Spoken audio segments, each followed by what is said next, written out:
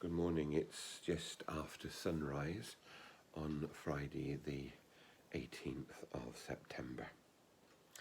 Yesterday I was talking about that image of Hildegard of Bingen, of us being like a feather on the breath of God.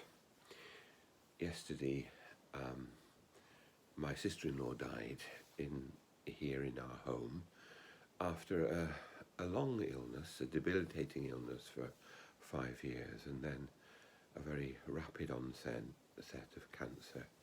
And we've had wonderful support from our doctors and district nurses and the hospice at home here in Northumberland, and thank you to them.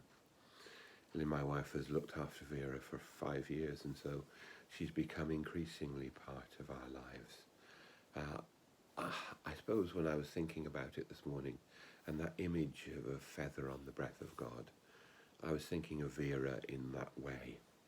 But I would ask you to keep us in your prayers over the next days as we just begin to come to terms with all this, and to, with us, commend Vera to God's love and care, together with her sons and grandchildren and all the family who are touched by this. Thank you. I want to talk a little bit about what's happening here in Northumberland with regard to the lockdown or the restrictions or whatever we call them. It's not entirely clear what the situation is in Northumberland, but I think most people suspect that it's really quite different to the situation in southeast Northumberland, where there is definitely a spike in COVID.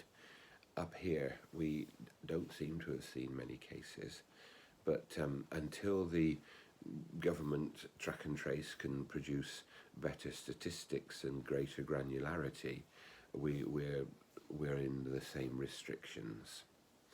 What this means, I think, for our practical church services is that I spoke to the wardens yesterday by email, and I've recommended to the PCCs today that we continue the same pattern in October that we've had in September, with services alternating and Beadnell concentrating on midweek services. I've also asked them to begin to think ahead about November and December, but we're very well aware that the plans we make can be very much altered.